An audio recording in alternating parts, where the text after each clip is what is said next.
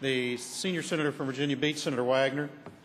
Thank you, Mr. President. First, I would move waiving of the floor amendment. Question is, shall the reading of the floor substitute be waived? All in favor of the motion will say aye.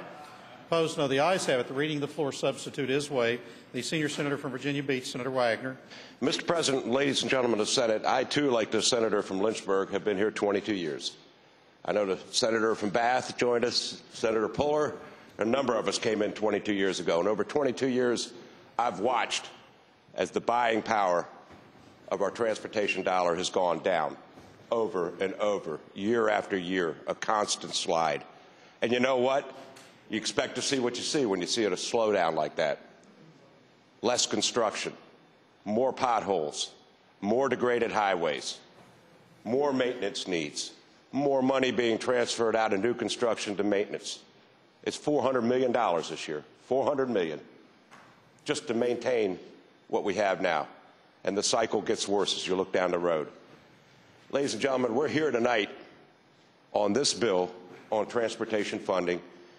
And I don't know where you came from, but if it's one thing I heard from where I came from, it's get something back here on transportation and make it meaningful. And Mr. President, ladies and gentlemen of the Senate, I think the governor recognized that, because the governor put forward a plan that came up with $1 billion. $1 billion a year at the end of 5 years.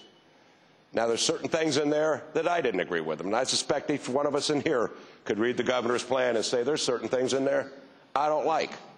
There's certain other things that I need to do, and there's certain things. Well, ladies and gentlemen, I have a substitute here that's before us tonight, and I hope it talks to a number of the things that I've heard about.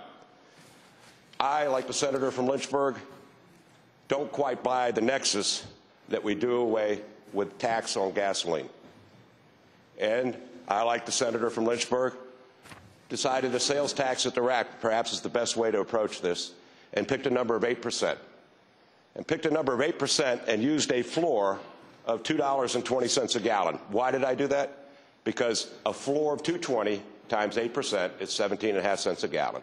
We've established a floor, we've established an indexing mechanism, and now we can move forward. At the following years, we look back 3 months, and we take the average price of gasoline during that previous 3 months, and that'll be the tax that's applied and collected. And that starts to mount up, ladies and gentlemen. That starts to drive us over a 5-year period to that $1 billion, that we have to have if we expect to move Virginia forward and continue on. I would submit to you, in the absence of that $1 billion, we're not going to move forward, we're going to move backwards. And we're going to be backwards in a more rapid pace. Other measures in the bill. We dedicate the sales and use tax from the Marketplace Equity Act, if it comes true, with the exception of 1.25%, and I want to correct myself to the senator from Northern Fairfax, will be dedicated to education if the bill comes true. But what if the bill doesn't come true? What if Congress doesn't pass it? What if Congress passes it and decides to keep the money in Washington? All of those things are possibilities. We still can't afford that kind of hole, $200 million a year in the out years. So what this bill projects and proposes is, should it not pass, that will add an additional 1%, 8% to 9%, and this applies to both gasoline and diesel fuel. And that keeps us whole. That keeps that number. That applies one time. Tonight, we fix it and don't have to come back. We can fix it and move forward. Many of the other things that the senator from Lynchburg talked about our bills share in common.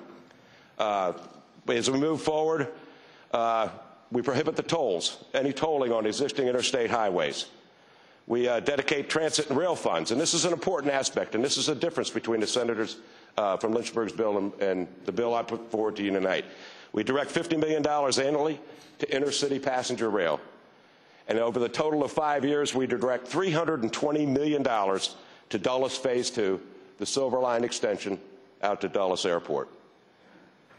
Ladies and gentlemen, it will also retain collection methodology for the LUST, the leaky underground storage tanks, which I know has been an issue in Fairfax and affects us all. That's something this General Assembly put forward many years ago, and it's an obligation that we must take. So, Mr. President and ladies and gentlemen of the Senate, that's what my substitute does. It doesn't touch general funds. The only general funds that we look at in here is some $40 million. $40 million that staff has identified that other agencies are now drawing out of the general fund and using to help run their particular operations, be it DEQs, state police, and a number of other agencies that have found using some part of that transportation trust fund for general funds. And so we have stopped that. We're going to keep the transportation trust funds what it was there for, and that's maintenance of our roads and new construction. We also allow one more provision in my bill, and that's increasing the fund that allows us to continue on putting out the bonds that we've issued while we can still take advantage of the low interest rates. Mr. President, that's what this particular bill does. I've heard a lot of things from a lot of folks up here. Don't want to touch general funds. Got to solve transportation. Key projects moving forward. Let's look to the 21st century. Let's talk about mass transit. Let's talk about rail. Let's talk about metro. Well, the time for talk is over. Tonight is here. This is the bill. I've heard from a lot of folks. I think this represents what it is that this Senate is all about, and I hope we pass the amendment. Thank you, Senator.